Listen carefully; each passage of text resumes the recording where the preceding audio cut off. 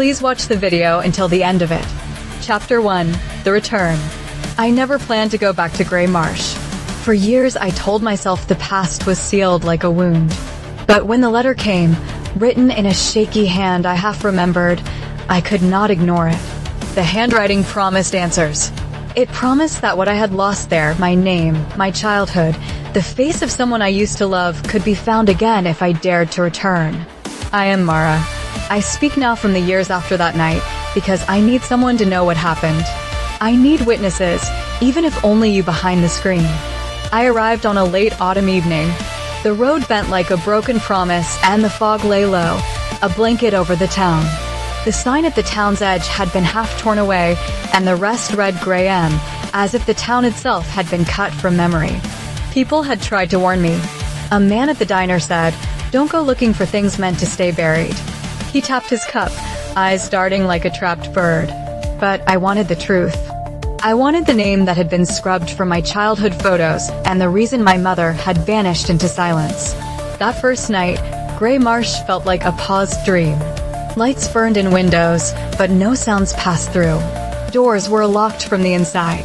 The fog carried a faint humming, like a distant radio tuned to static. I slept in a rental that smelled of damp plaster and old prayer cards. In the dark, I dreamed of a girl who held my hand and then stepped through a doorway of black ash. Chapter 2. The Hollow Appears. The next morning, the town looked slightly wrong. The streets were there, the buildings stood, but angles felt off, as if someone had shifted them a degree. I walked toward the old church where the letter said to begin. A bell tower leaned like a supplicant. The air tasted faintly metallic. At the church gate I found a mark carved into stone, 3 lines meeting at a point. I recognized it without knowing how. It was the same sign my mother used to press into the table when she was angry and tired. My heart kicked. Someone connected to her had been here, or someone who knew her ways. That night, when the fog thickened, the hollow came. It was not visible at first. Then, like a curtain pulled back, the world shifted. The street lamps burned a blue that felt wrong. Buildings that had been intact showed windows blackened, doorways filled with broken toys. Mist poured out from alleyways in slow ropes. The hollow was Grey Marsh stripped of kindness, a version of the town where memory had rotted. Walking through it was like walking through old film, grainy, frayed. Figures watched from the fog. They wore clothing from different decades, their faces blurred or missing. Sometimes they moved like marionettes, limbs jerking. Sometimes they floated, weightless and hunched. The sound was a breathing, deep and wet, or like someone whispering prayers backwards. I followed a sound I hoped was a voice. It led me to a shuttered house where a child's lullaby played on a loop. The door opened without a hand. Inside, a photograph lay on the floor, the edges burned. The picture showed 2 girls on a porch swing. One was me. The other was a girl whose face the fire had not spared. I kept the photograph in my jacket like a talisman. Chapter 3. The Cult That Stayed. Through whispered conversations with the town's few awake residents, I learned that Grey Marsh had once hosted a group who called themselves the Keepers. They promised safety and rebirth. They held long meetings in the church basement and mapped out rituals with chalk on the floor. After a fire years ago, the Keepers were gone, or that was what everyone said. But the hollow kept them. In that distorted version of the town, the church was a fortress of bone and rust. The leaders' faces were waxen masks. They had not left. They had been transformed into something that fed on the town's memory. Their rituals continued without mouths, gestures made by shadows. I found a diary in the church library. The handwriting matched the letter, small, hurried. It spoke of a child born at the edge of the hollow, a child who could walk between worlds. The Keepers feared and worshipped this child. The diary hinted that the child's parents had tried to hide her, to send her away. The last entry ended mid-sentence. We tried to close it, but the hollow. I felt the word like a punch. The hollow was not a place someone decided to call into being. It had been invited. The Keepers had opened a door they could not close. And my name, my childhood, was tangled in that opening. Chapter 4. Finding Her. One night, I followed the lullaby again. This time it led me to the old factory by the river, where machines stood like skeletons. The hollow pooled in the broken windows and spilled onto the yard.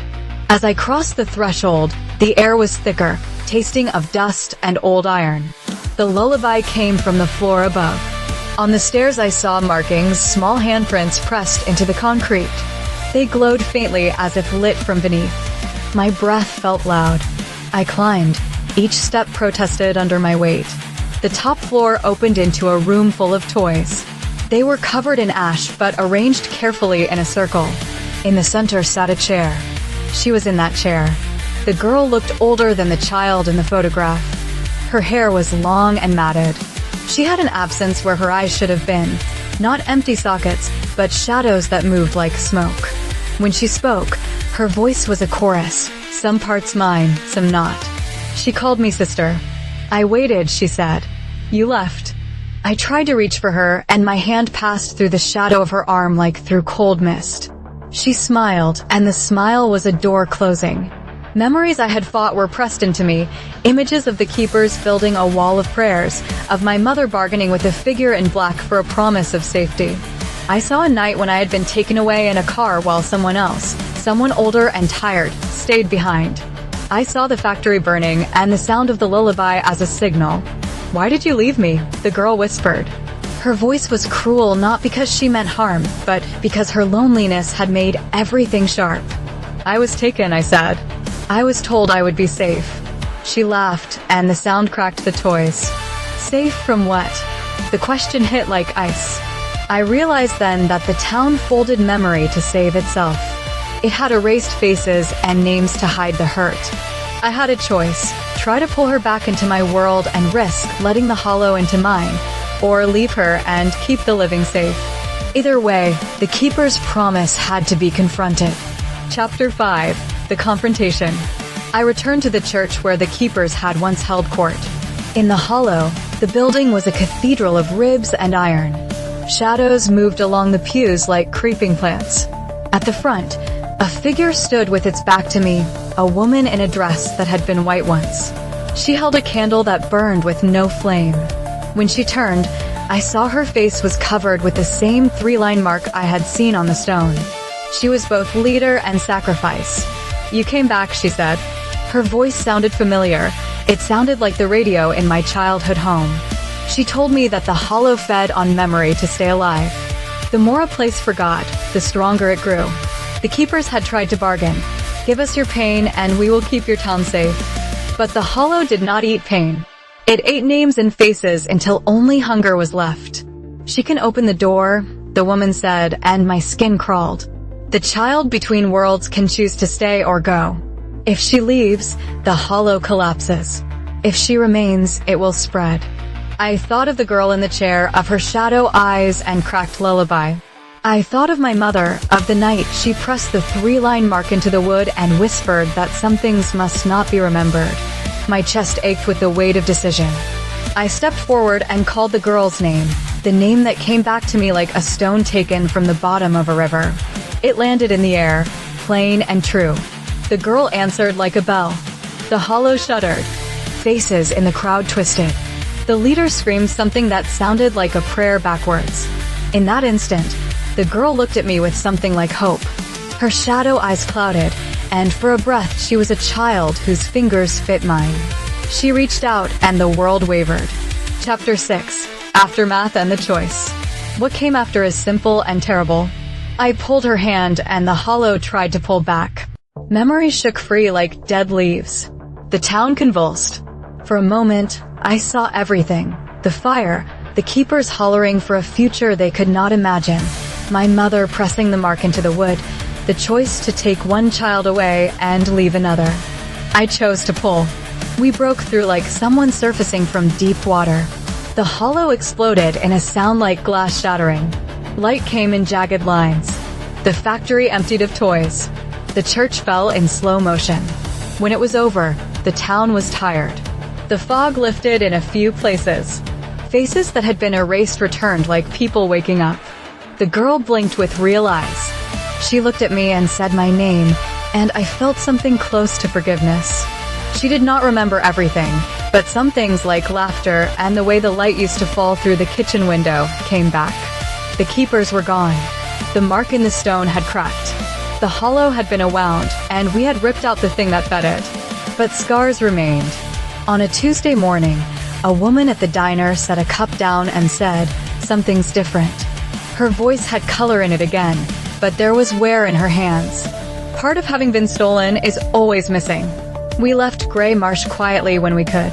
The girl, my sister now by choice, held the photograph tightly. She did not ask for promises. She learned to speak the names the town had lost, and people listened. I kept thinking of the keepers and how easy it had been for them to trade memory for safety. That trade had a cost only paid in the currency of faces. If you come across a town with a sign half torn and fog that never lifts, remember what I tell you now. Do not let anyone carve marks into your life to hide pain. Names are the oddest kind of light.